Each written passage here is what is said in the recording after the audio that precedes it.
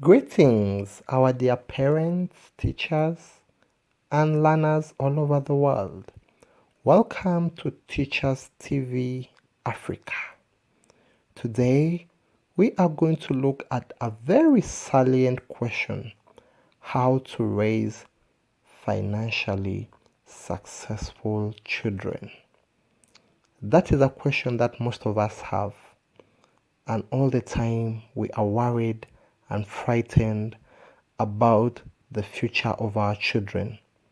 And we are doing all what it takes to amass and accumulate a lot of wealth that we can leave for them so that they cannot suffer like the way how we suffered.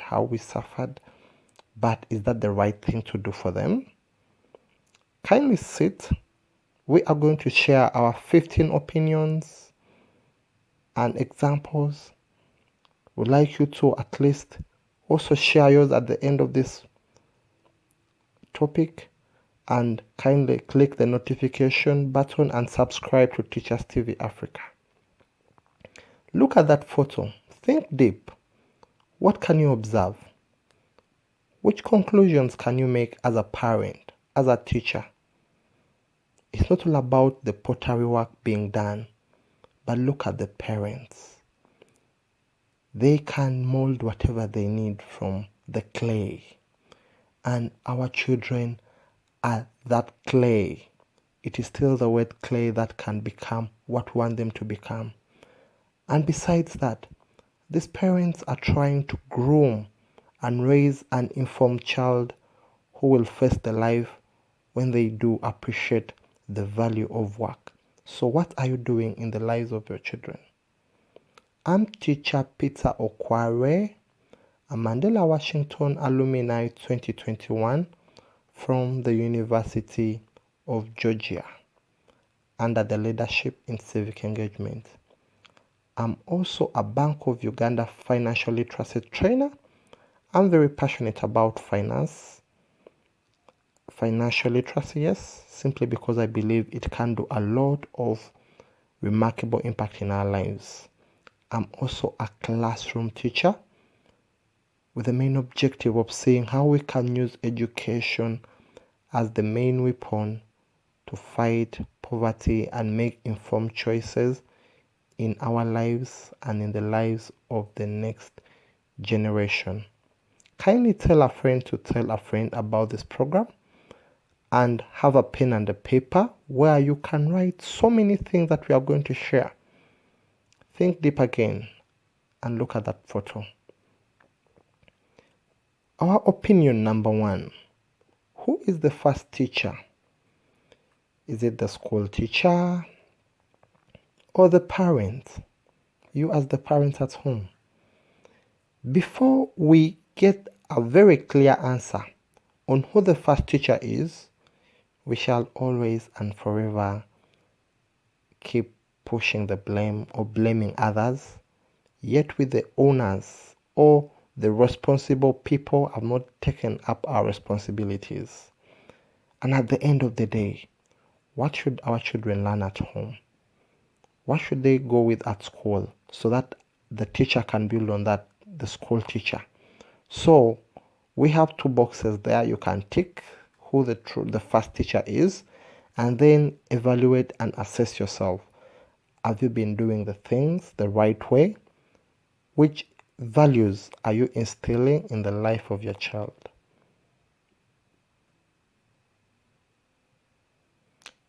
With our opinion number 2, this is one of the frequently asked questions. At what age should I start giving my child or children money? It is a question that is mainly asked by mostly conscious parents. There are a number of parents who never bother to ask or at least find out exactly. They start giving their children money at any age, even 1 year, even 8 months.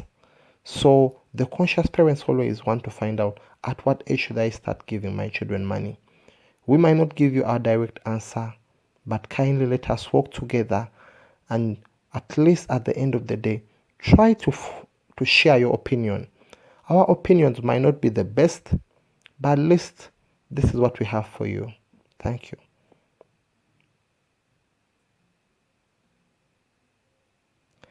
And in our opinion 3, this is the financial rule number 1. What most people do, we have become donors to our children. We give them money. But if we are to train a cultured generation, we should teach our children that money is earned. Money is not given. Simply because the world will never give them free money. So you as a parent, as the first teacher, you have a role to play by teaching them that money is never given. Simply because so many of us never value free things. So the moment you start teaching them that money is given, that's how they will believe and that's how they will behave. Even if when they will reach at their places of work, they will want to be given, not to work for it. So tick on the boxes. And in our opinion number 4, this one is our advice to all parents. If you don't play your role well as a parent, you will end up blaming others for not helping your children. And that's why most of us today blame our governments for not helping us. That's a hard pill to swallow. I know. But our role should be 50-50. The children have a 50% role to play, and you have a 50% role to play as a parent while raising them, simply because they are with you and you are with them. And if you look at yourself, that is how they will be in future. The moment you play your role well, the moment you invest a lot of your time in them, and the moment you do what is supposed to be done as a parent, you will see them becoming informed and transformed citizens. Now, the main purpose why we are repeating this photo is simply for you to make your personal reflection. Because at the end of the day, that's the reason why we are having this session. And above all, mistakes are correctable. We can make a brand new beginning. Yes. In our opinion number 5, be very honest to yourself and ask yourself, if you were God, what couldn't you give to your children or your child? Hey, couldn't you give them the whole world? Couldn't you give them everything at a blink of an eye? And couldn't you make them feel that they are the most loved and the most precious gift you have ever had? And ask yourself a simple question. Has God given you all that you want? And whenever you pray to Him, does He answer immediately with all your demands?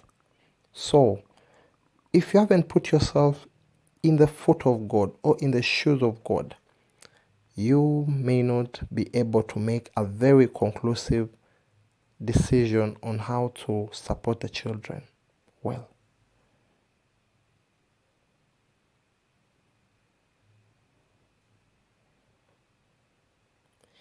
And in our tip or opinion number 6, the modern culture.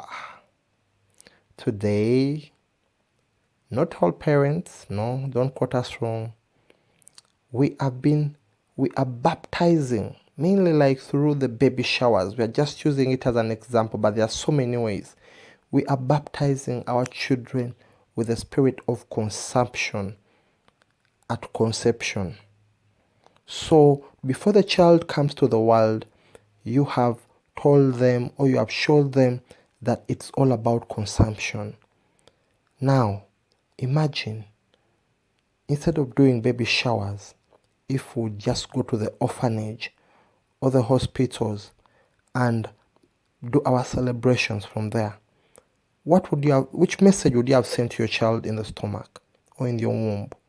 So kindly as parents, let us think at how we can make things better before even our children come on planet Earth.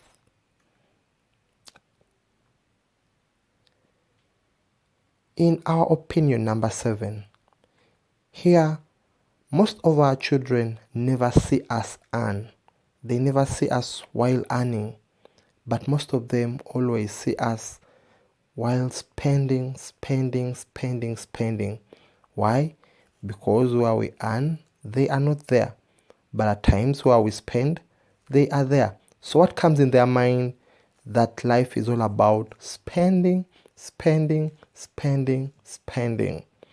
And that's one thing which I grew up with. I grew up knowing and believing that life is all about spending. So, as a parent, let us hope that you are learning something on how you can show your children how you earn and also how you should spend. True or false?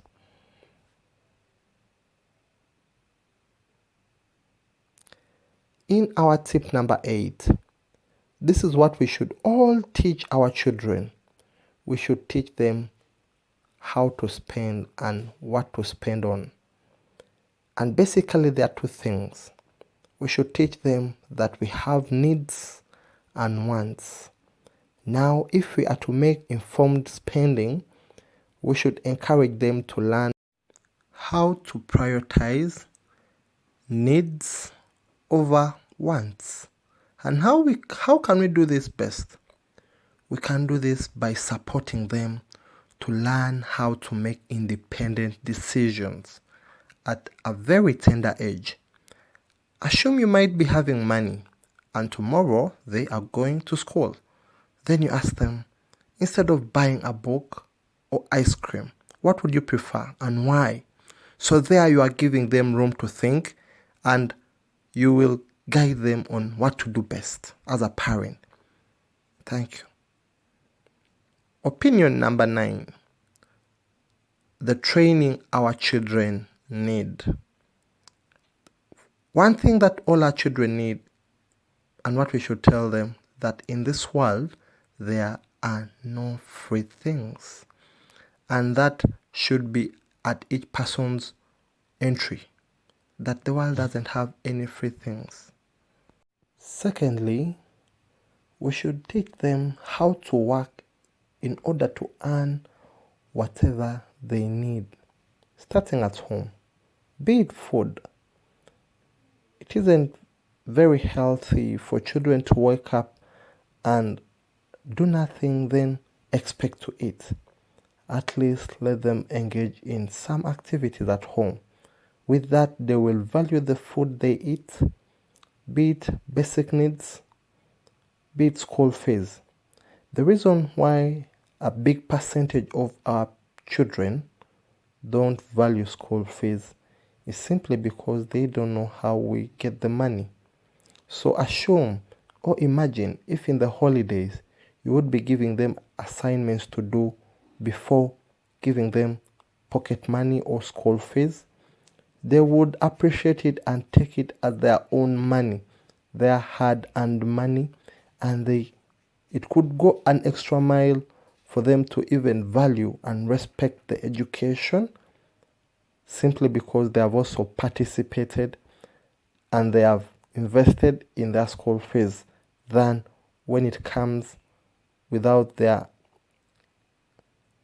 knowledge on how we got it. So that is one thing that we greatly believe that all parents need to understand. Then, finally, in this area, we should also teach our children that apart from spending, we also have saving. And saving is the only money that can save you. So let them learn it at an early age. And apart from besides saving, we also have giving or helping. At times, we should teach them the value of helping those in need. And with that, they will also be appreciating the true value of money. As a parent, when do you take your child out to teach them how to give, instead of just showing them how we spend? When do we teach them how to give? And when do we teach them how to invest? Because investment is also very important.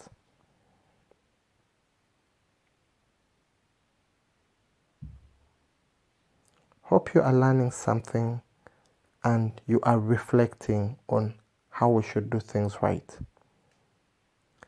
Our opinion number 10. As a parent, be their financial mirror. They need to see you making smart and informed financial spending choices. In life, the best communication is practice. Whatever you practice, that is what they will decode in their minds. And at the end of the day, you find that we are the mirror to our children. Look at yourself in the mirror. The way how you are when you smile, it smiles. That's the way how your children will be. And if you find very disciplined parents who instill all the disciplines, not only in financial aspects, but also in other aspects of life, whatever discipline you instill in your child, that's how they will be in future. So be their mirror. In our tip number 11, most of us as parents, we might fear not to make that impact or that strand basing on our finances or the way how life has treated us. But this is it. It is not how much you make, but what you do with what you make is what matters most. Always, we should teach this to ourselves, to our young ones, to our communities, that life is not all about how much you make, but life is all about how much you use what you make. Life is not all about being the fastest, but it's all about completing the rest. So if that sinks in the minds of our children and in our minds, you'll end up seeing that even the pressure that we have will vanish in thin air.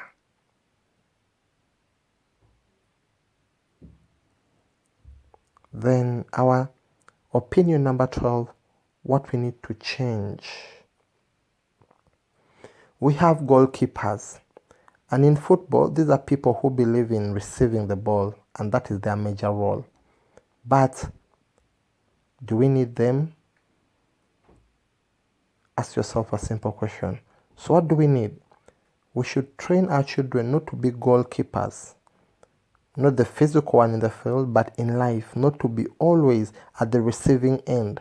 But we should put in them the heart of being coaches. And coaches, these are strategic people who enable or who make things happen where impossibilities are being observed. So at the end of the day, our children won't blame their governments, won't blame us, simply because we would have given them the best strategies that can enable them start life. Now, here, this is whereby each one of us needs to make a personal reflection. The extreme love, the love that never sees mistakes. Most of us as parents, we have too much love for our children. We greatly believe in whatever they say, and we try to show the world and them, we also show them how we love them and how we can do whatever to see that they live a happy life. And at the end of the day, there is a way how that one acts as a barrier to them, in the way that they will always believe that life can never defeat them if you are around. But we should teach them how to confront and face life with us or without us, by being realistic parents, by not giving them whatever they need or showing them how they are doing only the best things, but by being honest to them. Then finally, we should teach them the value of money, the value of process, how to value the process of life, that everything that we need, there is a process to get it. We should teach them how to appreciate preparation than just happiness, giving them whatever thing that will make them happy, but when we have not prepared them to confront life which is ahead of them. And we should always and forever tell them that in this world there are no free things. With that, it will enable them become firm.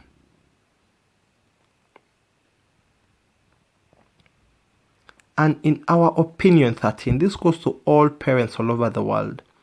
You don't have to be the richest, the most educated, or the oldest parent to raise informed and transformed children. And here you have ticking points. Is it true? Is it false? Maybe.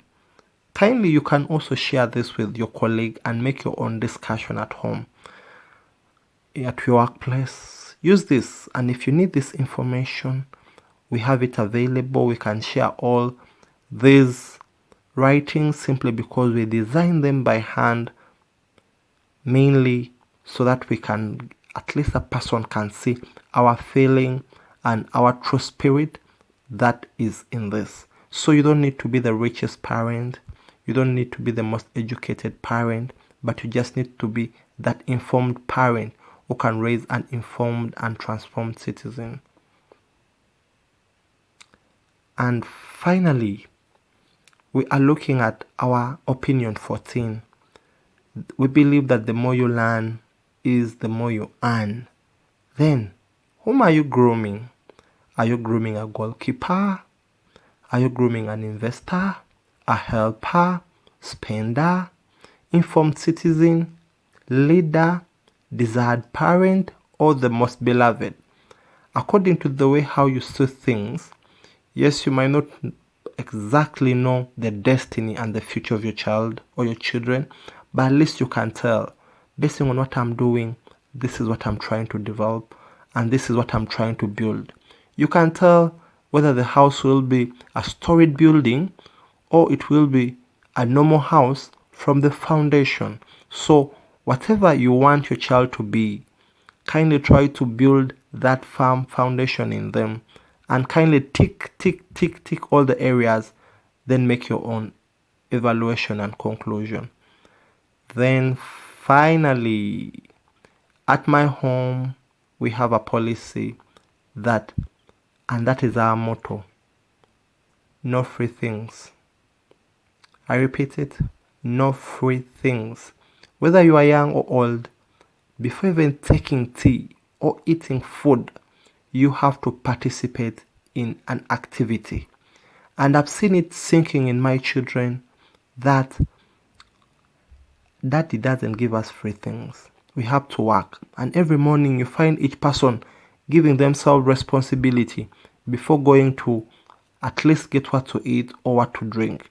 So with that, if all our children and our generation grows with that mindset, you'll see that even our young girls won't be running after men while looking for free things when we as the parents, we are no longer there to provide. So let me hope that together we can build a future generation with a firm foundation through enabling them to make the right decision. I'm teacher Peter Okwari once again, a Mandela Washington Fellow, and I strongly believe that it has just been an highlight that you can try to develop. Share your opinions with us. Where we have gone wrong, kindly correct us.